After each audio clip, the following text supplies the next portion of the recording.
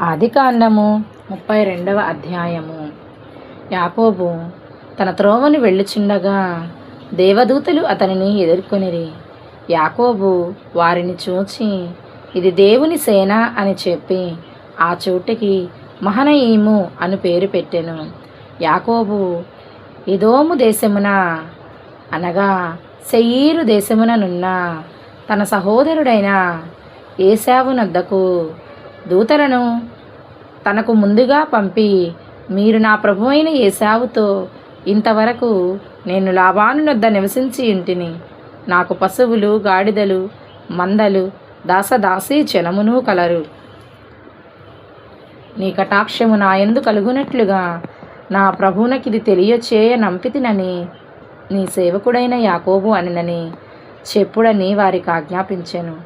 ఆ దూతలు యాకోబునొద్దకు తిరిగి వచ్చి, మేము నీ సహోదరుడైన ఏశావునొద్దకు వెళ్ళితిమి, అతడు 400 మందితో నిన్ను ఎదుర్కొని వచ్చుచున్నాడని చెప్పగా, యాకోబు మిక్కిలి భయపడి తొందరపడి ఏశావు ఒక గుంపు మీదికి వచ్చి దాని హతము చేసిన ఎడల మిగిలిన గుంపు తప్పించుకొని పోవునని అనుకొని తనతోనున్న చినులను, మందలను, పశువులను, ఒంటెలను 2 గుంపులుగా విభాగించెను. నా తండ్రి అయిన ఇస్సాకు దేవా, నీ దేశమునకు నీ బంధువుల యొద్దకు తిరిగి వెళ్ళుము.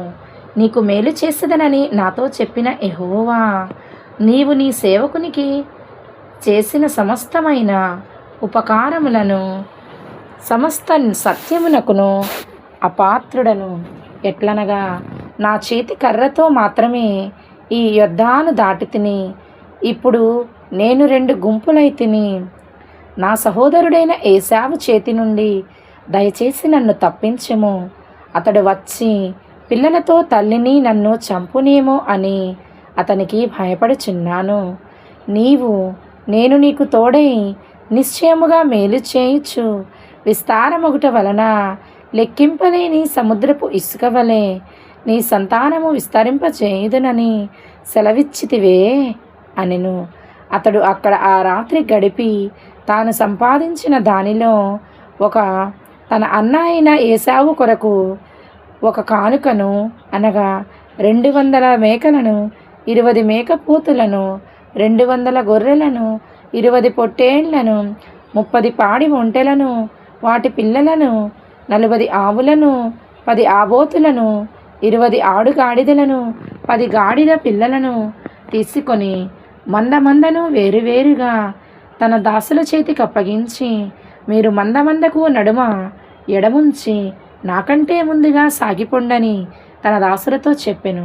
మరియు వారిలో మొదటి వానితో, నా సహోదరుడైన ఏశావు నిన్ను ఎదుర్కొని, నీవెవరి వాడవు, ఎక్కడికి వెళ్ళుచున్నావు, నీ మందిరమును నున్నవి ఎవరివని నిన్ను అడిగిన ఎడలా, నీవు ఇవి నీ సేవకుడైన యాకోబువి, ఇది నా ప్రభువైన ఏశావు కొరకు పంపబడిన కానుక, అదిగో అతడు మా వెనుక వచ్చుచున్నాడని చెప్పుమని ఆజ్ఞాపించెను.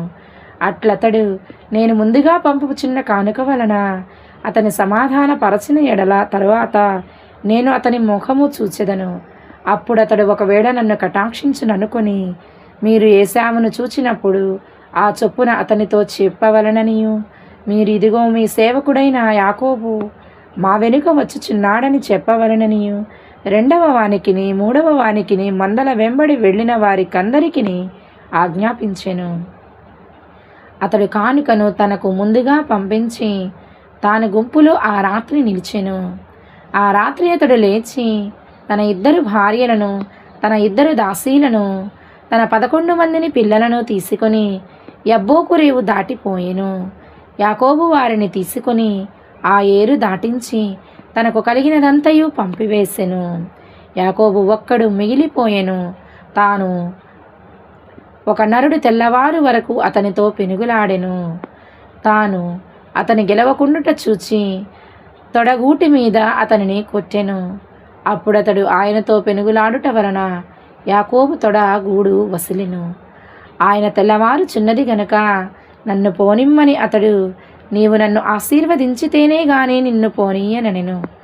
ఆయన నీ పేరేమని అడుగగా అతడు యాకోబు అని చెప్పెను. అప్పుడు ఆయన, నీవు దేవునితోనూ మనుష్యులతోనూ పోరాడి గెలిచితివి గనుక ఇక మీదట నీ పేరు ఇస్రాయేలే గాని యాకోబు అనబడదని చెప్పెను.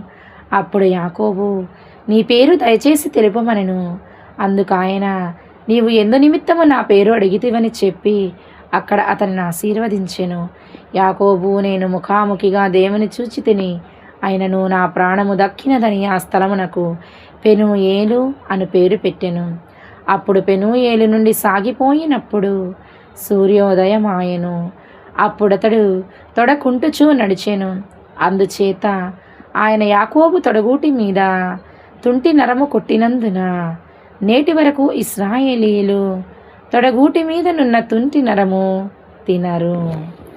ఆమేన్. God bless you all.